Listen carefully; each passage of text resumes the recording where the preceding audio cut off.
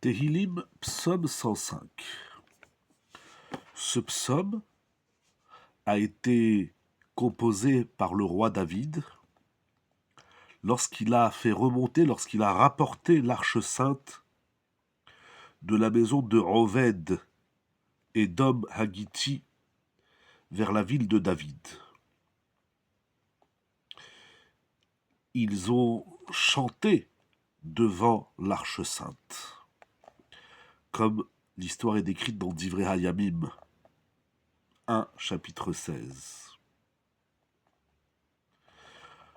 D'ailleurs, on retrouve ce psaume avec quelques nuances dans Divrei Hayamim. Et lorsque David Amelech a compilé les Tehillim, il a introduit ce chant.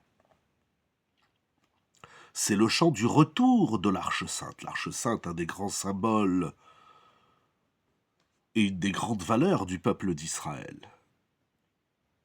D'ailleurs, on dit ce psaume tous les matins selon la version de Divrei Hayamim. Il y a quelques nuances. Le contenu principal de ce psaume, c'est le récit des bontés divines envers le peuple d'Israël depuis que Dieu a scellé l'alliance avec Avram pour donner la terre d'Israël à sa descendance. Le déroulement de tout ce qui s'est passé jusqu'à la réalisation de la promesse divine d'amener le peuple d'Israël en Eretz Israël. Il s'étale également longuement sur le récit des miracles de la sortie d'Égypte et les plaies qui ont frappé l'Égypte. C'est intéressant que nous retrouvons le point de départ, la sortie d'Égypte, et le point d'arrivée, Eretz Israël. Mais quel est le but, nous disent le Radak et le Sforno de ce psaume? C'est d'éveiller l'homme à la crainte de Dieu, dans l'obligation qu'il lui impose de diffuser la gloire divine et sa grandeur au sein d'Israël et même au sein des nations. Et par ce mérite, il amènera la délivrance au peuple d'Israël, toujours tel que Dieu l'a fait au moment de la sortie d'Égypte.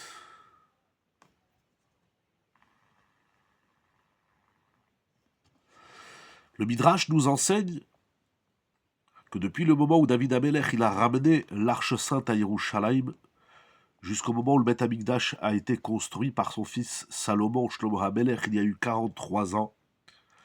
Et tous les jours, tous les matins, il disait ce psaume devant l'arche. Jusqu'au verset 15. Et le soir, il disait le psaume 96. C'est donc le psaume de la délivrance de l'arche et de tous les bienfaits qu'Akadosh Baruch Hu a octroyé au peuple d'Israël depuis la sortie d'Égypte jusqu'à son retour en Eretz Israël et la construction du Beth Amikdash. Ô combien il est important de louer Hachem sur ses bontés, son chesed envers le peuple d'Israël. C'est une notion très importante. On ouvre la prière du matin par ce psaume avec les nuances qu'il y a dans Divrei Hayamim. Odul Adonai kirubi shmo hodiu ba'amim alilotav. Remerciez l'Éternel, appelez son nom, diffusez son nom. Et faites connaître aux nations les œuvres divines. C'est incroyable cette notion de diffuser le chesed, la bonté de Dieu, même aux nations. C'est incroyable comme notion, il faut réfléchir à ça. Selon le Sefer HaKadmon, la ségoula du psaume 105, c'est Kadahat Revirit, une personne qui a récidivé, qui a plusieurs fois de la fièvre.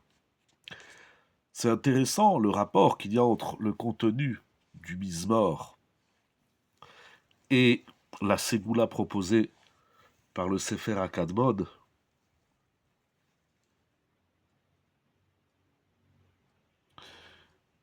Je tente une idée. La récidive de migraine, de maux de tête, de fièvre, découle d'un dysfonctionnement de l'organisme. David Ameller nous dit ce qui se passe dans le monde répond à la logique divine, au programme divin. Il ne faut pas que ça nous prenne la tête. C'est pas évident de comprendre le projet divin dans le monde. Il y a des livres entiers sur cela, des plus connus. Le Dad Vunot du Ramchal. Mais beaucoup de maîtres ont travaillé le projet divin dans le monde. Il n'y a pas de dysfonctionnement. Et pourtant, on le vit. On vit un espèce de décalage. On a beaucoup de questions, si tant est que nous ayons le droit d'avoir des questions sur ce que Dieu fait dans le monde.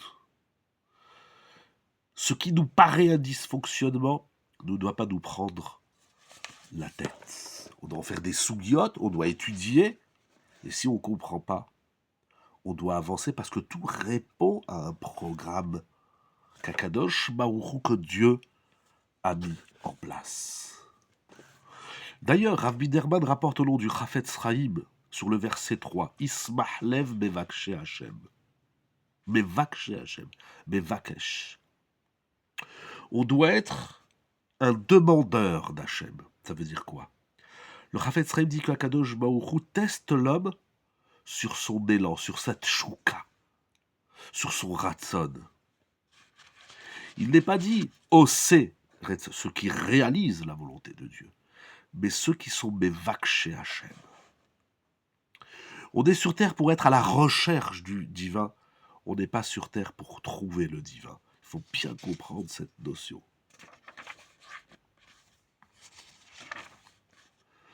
Bismor très très important qui nous encourage à garder, au-delà de la foi et du courage, mais surtout et encore plus, la volonté et le désir de chercher Dieu dans le monde.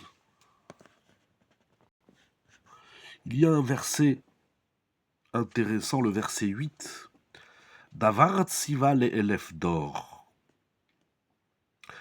Le Talmud au traité Shabbat 88b nous dit que la Torah a été créée 1000 générations avant le don de la Torah. Comme dit le Midrash, Akadosh Baruch Hu, il a créé des mondes et il les a détruits jusqu'à ce qu'il ait créé notre monde. Rav Biderman, dans son Teilim, Be'er HaChaim, dans le commentaire Minaber, il rapporte l'enseignement de Rabbi Chaim Shmulevitz. Il y a des gens qui désespèrent et ils disent: j'ai déjà essayé plusieurs fois et ça n'a pas marché. Je n'ai pas eu de réussite mais que des échecs. Qu'est-ce que je peux faire davantage? Akadosh Baruch Hu, il a créé des mondes et des mondes jusqu'à ce qu'il ait créé le nôtre. Alors, pourquoi désespérer? On doit s'inspirer de Dieu. Ce n'est pas lorsqu'on fait quelque chose, ça doit marcher du premier coup, voire du deuxième, maximum du troisième. Et ça rejoint l'idée du Chafetz Chaim. Akadosh Baruch Hu, il cherche ton désir. Akadosh Baruch Hu, il veut voir jusqu'où tu veux et combien tu t'investis. Le travail ne consiste pas à aboutir à une réussite certaine.